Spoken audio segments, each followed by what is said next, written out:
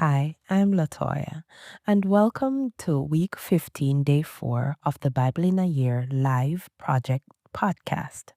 We'll be reading from the Amplified Version this week. Join the live discussion every Sunday at 6:30 p.m. You can find the Zoom details for that in the description. Let's begin. So, 1 Samuel chapter 5. Capture of the ark provokes God. Then the Philistines took the ark of God, and they brought it from Ebenezer to Ashdod.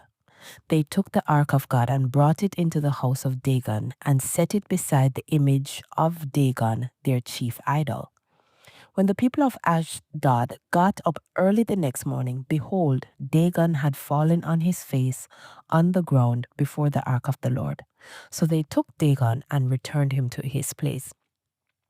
But when they got up early the next morning, behold, Dagon had again fallen on his face on the ground before the ark of the Lord, and his head and both palms of his hands were lying cut off on the threshold.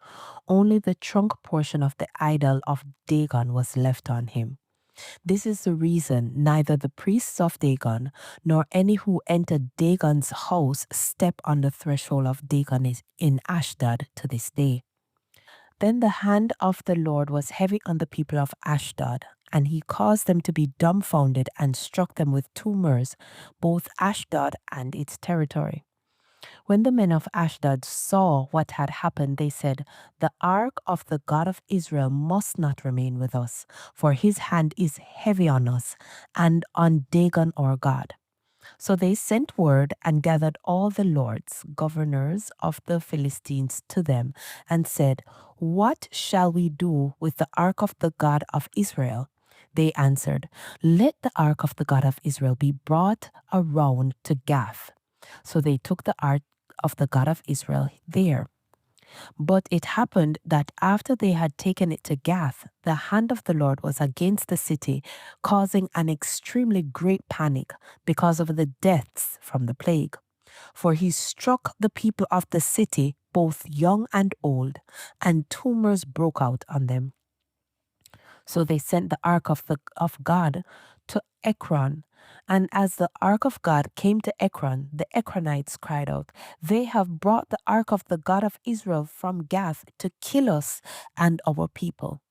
So they sent word and gathered all the lords of the Philistines and said, "Send away the ark of the God of Israel. Let it be returned to its own place, so that it will not kill us and our people." For there was a deadly panic throughout the city. The hand of God was very heavy, severe there. The men who had not died were stricken with tumors, and the cry of the city for help went up to heaven. 1 Samuel chapter 6. The ark returned to Israel. Now the ark of the Lord had been in the country of the Philistines for 7 months, and the Philistines called for the priests and the diviners, called seers, saying, "What shall we do with the ark of the Lord? Let us know how we can send it back to its place." They said, "If you send away the ark of the God of Israel, do not send it empty, without a gift, but be sure to return it to him together with a guilt offering. Then you will be healed, and it will be known to you why his hand is not removed from you." Then they said, "What shall the guilt offering be which we shall return to him?" They answered, 5 golden tumors and 5 golden mice, according to the number of the lords, governors of the Philistines, for one plague was on all of you and on your lords. So you shall make replicas of your tumors and of your mice that ravage the land, and give glory to the God of Israel. Perhaps he will lighten his hand of judgment on you and your gods and your land. Why then do you harden your hearts, allowing pride to cause your downfall, just as the Egyptians and Pharaoh hardened their hearts? When he had severely dealt with them and mocked them, did they not allow the people of Israel to go, and they departed? Now then, make a new cart and prepare 2 milk cows, on each on which a yoke has never been placed, and hitch the cows to the cart, and take their calves back home away from them. Then take the ark of the Lord and put it on the cart, and put the articles of gold which you are returning to him as a guilt offering in a box beside it. Then send it away without a driver. But watch, if it goes up by the way of its own territory to Beth Shemesh, then you will know that he has done us this great evil. But if not, then we will know that it was not his hand that struck us. This disaster happened to us by chance. And the men did so, and took 2 milk cows and hitched them to the cart, and corralled their calves at home. They put the ark of the Lord on the cart, and the box containing the golden mice and the replicas of their tumas. And the cows went straight toward Beth Shemeth along the highway, lowing as they went, and did not turn away to the right or the left. And the Philistine lords, governors, followed them to the border of Beth Shemesh. Now the men of Beth Shemesh were gathering their wheat harvest in the valley, and they looked up and saw the ark and rejoiced to see it. The cart came into the field of Joshua of Beth Shemesh and stopped there. A large stone was there, and the men split up the wood of the cart for firewood and offered the cows as a burnt offering to the Lord. The Levites had taken down the ark of the Lord and the box beside it, in which were the articles of gold, and put them on the large stone.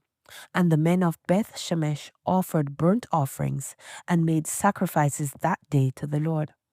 When the 5 lords of the Philistines saw what happened, they returned to Ekron that day. These are the golden tumors which the Philistines returned as a guilt offering to the Lord: one for Ashdod, one for Gaza, one for Ashkelon, one for Gath, and one for Ekron, the 5 chief cities of the Philistines.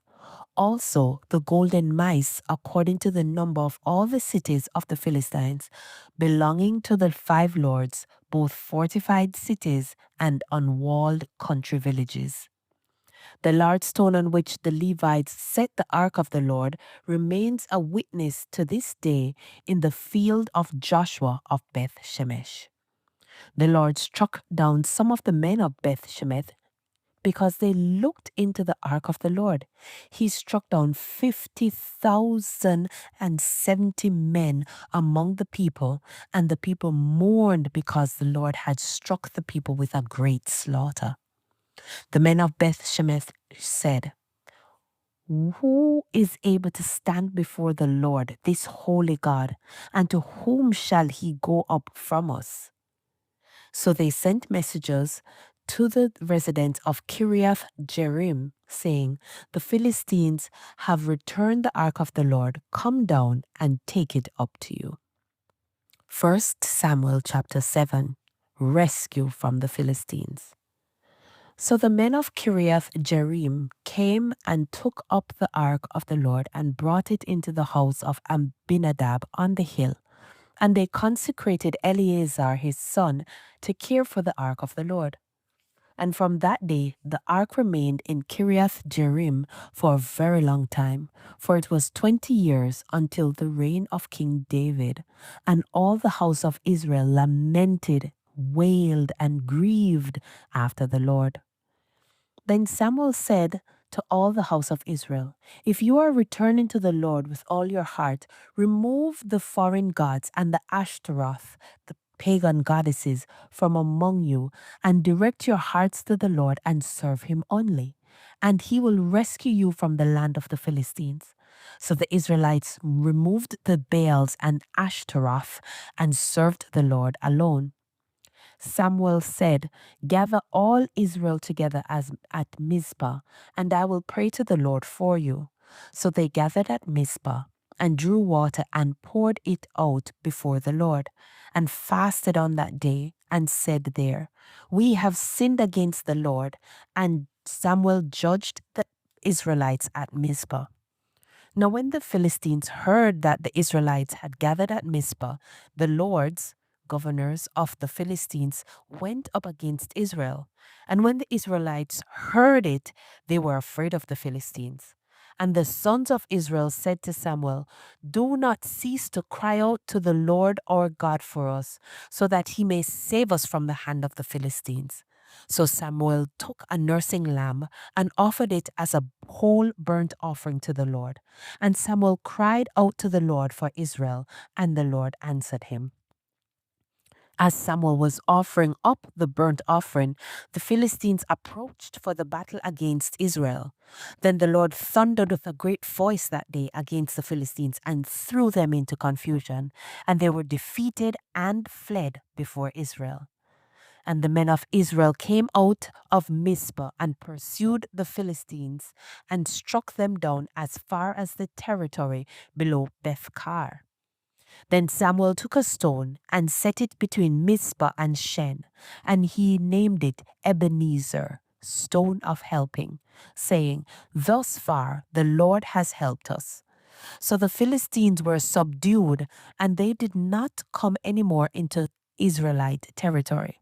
And the hand of the Lord was against the Philistines all the days of Samuel.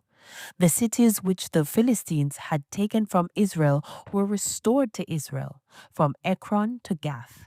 And Israel recovered the cities' territory from the Philistines. Also, there was peace between Israel and the Amorites. Samuel's ministry. Now Samuel judged Israel all the days of his life. He used to go out annually on a circuit to Bethel, Gilgal, and Mizpah, and he judged Israel in all these places. Then he would return to Ramah because his home was there. And there he judged Israel, and there he built an altar to the Lord. 1 Samuel 8. Israel demands a king. And it came about when Samuel was old that he appointed his sons as judges over Israel. Now the name of his firstborn was Joel, and the name of his second Abijah. They were judging in Beersheba. His sons, however, did not walk in his ways, but turned aside after dishonest gain, took bribes, and perverted justice. Then all the elders of Israel gathered together and came to Samuel at Ramah and said to him, "Look, you have grown old, and your sons do not walk in your ways. Now appoint us a king to judge us and rule over us like all the other nations." But their demand displeased Samuel when they said, "Give us a king to judge and rule over us." So Samuel prayed to the Lord. The Lord said to Samuel, "Listen to the voice of the people in regard to all that they say to you. For they have not rejected you, but they have rejected me from being king over them. Like all the deeds which they have done since the day I have brought them up from Egypt, even to this day, in that they have abandoned, rejected me, and served other gods. So they are doing to you also.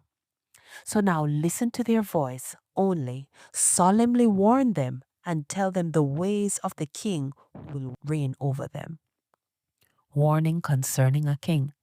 So Samuel told all the words of the Lord to the people who were asking him for a king. He said, "These will be the ways of the king who will reign over you. He will take your sons and appoint them for himself to his chariots and among his horsemen, and they will run before his chariots.